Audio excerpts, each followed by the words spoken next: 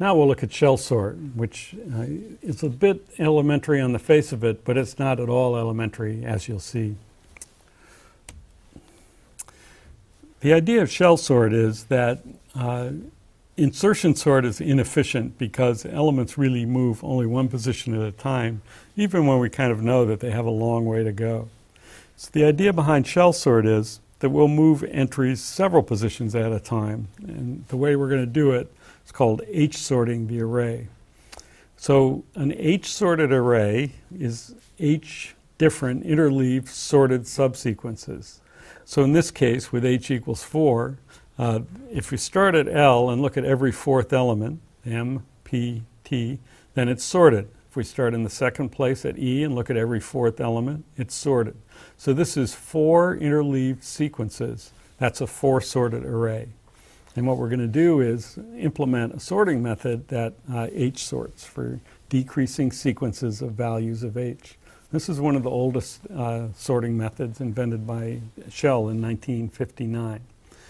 So in this case, it starts out with the input example shown, and then a 13 sort, a few items are moved, a 4 sort, a few more are moved, and then finally a 1 sort. And the idea is that each of these sorts can be implemented with only a few exchanges, given that the previous ones happened. So first thing is, how do we get an array H sorted? That's actually pretty easy. We just use insertion sort, but instead of going 1 back every time we come with a new item, we go H back.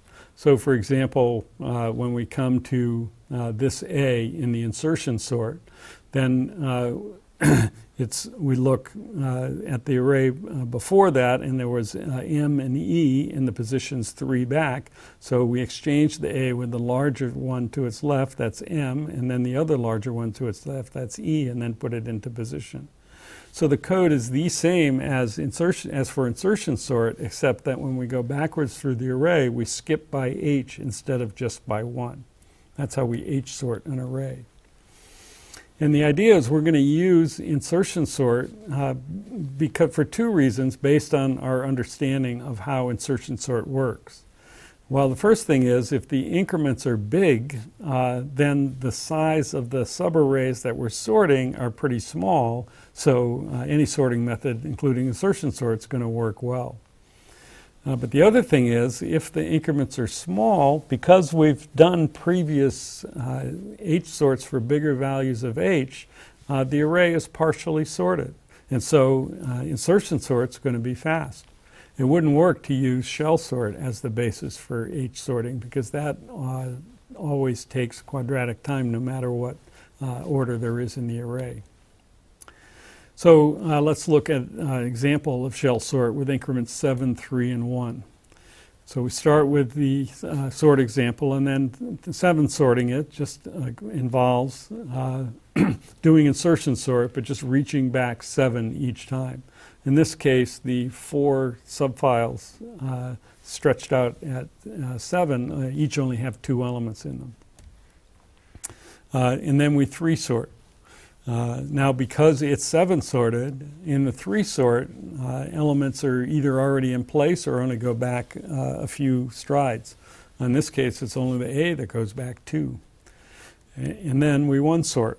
And again, because of the fact that it's been 7 sorted and 3 sorted, the array is almost in order when it comes time to do the 1 sort, and most of the items only go back 1 or 2 positions. So we have to do a few extra passes to do the higher sorts, but each element moves only a little bit on each pass, and that's how Shellsort gains its efficiency. Actually, once you 1 sort, that's insertion sort, so you're going to always get a sorted result. The only difference is how efficient is that. Now, the intuition behind Shellsort, and actually the mathematical fact, is that if you've got an array that's H sorted and then you K sort it for another value K different from H, it's still H sorted. This is one of those mathematical facts that seems obvious, but then if you try to prove it, maybe it's a little more subtle than you think. So if you think of all this as trivial and easy, go ahead and try to write down a proof that a G-sorted array remains G-sorted even after it's H-sorted. But most people will accept that, and it's a fact, and that's how Shellsort gains its efficiency. Now there's another problem, is what increment sequence should we use for Shellsort? One of the first things you might think of is, let's try powers of 2. Actually, that one doesn't work at all, very well at all, because it winds up not comparing elements in even positions with elements in odd positions until the 1 sort, which means performance can be bad. Shell's original idea was to try powers of 2 minus 1, and that works okay. Knuth, when he wrote his books in the 60s, proposed the increment sequence 3x plus 1. You start with a 1, 4, 13, 40, 121, 364, like that. And that's good because it's easy to compute. When we're using in Shellsort, of course, we find the largest increment less than our file size and then do the sorts for decreasing values of that increment. But finding the best increment sequence is a research problem that has confounded people for quite a long time. Here's an increment sequence that I found after maybe a year's work, and it works well, but nobody knows if that's the best one. So here's the implementation in Java of Shellsort for Knuth's 3x plus 1 increment sequence. We just go ahead and compute the increments that are less than n over 3, and then starting at that increment, whatever it is, and say we start at 364, then next time we need an increment, we just divide by 3. 364 integer divide by 3, 364 integer divide by 3 gives 121, 40, and so forth. So this h equals h over 3 gets us to the next increment. And then the implementation is just insertion sort. We just go through starting at h for I, and when we do the insertion, the j loop, we decrement j by h each time. Otherwise, the code is exactly like insertion sort. So just adding this extra loop for h sorting and this extra loop to compute the increments to insertion sort, we get a slightly more complicated piece of code, but it's much, much more efficient. Here's what it looks like for a bigger array. We start with randomly ordered input.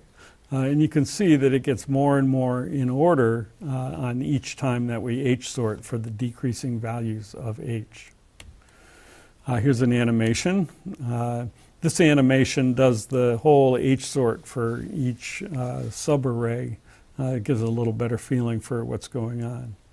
And now it did the high ones pretty quickly, and now it's doing the 1 sort. And again, it zips through the array pretty quickly. If it's partially sorted, it doesn't make much difference. It does the higher order sorts a little bit faster. But that's a simple to implement and very efficient sorting algorithm.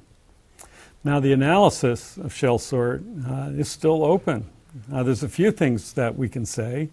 For example, we can say that the number of compares in the worst case is big O of n to the 3/2 for the 3x plus 1 increments. But actually, in practice, it's much less than that. Problem is, nobody knows an accurate model for describing the number of compares taken by Shellsort for any interesting increment sequence. They seem to be with a small value, multiple of n times the number of increments used, which is some multiple maybe of n log n. But nobody's been able to find an accurate model that proves that for any interesting increment sequence for Shellsort. So why are we interested in this algorithm? Well, it's a simple idea that leads to substantial performance gains. It's very useful in practice because it's pretty fast, except for very huge arrays. It's going to beat even the classical sophisticated methods for medium-sized arrays, and it doesn't take much code. It's often used in embedded systems or in hardware sort type systems because there's so little code involved to implement it. And it just leads to a lot of interesting questions. This gets to the intellectual challenge of developing algorithms. If you think what we've been studying so far is trivial, go ahead and find a better increment sequence. Try some technique to discover one. And try to say something about the average case performance of Shellsort. People have been trying to do that for 50 years without a whole lot of success.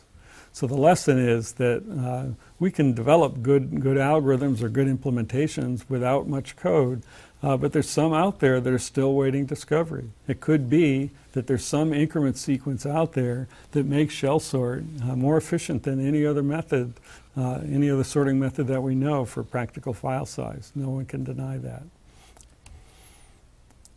That's Shellsort, our first non-trivial sorting method.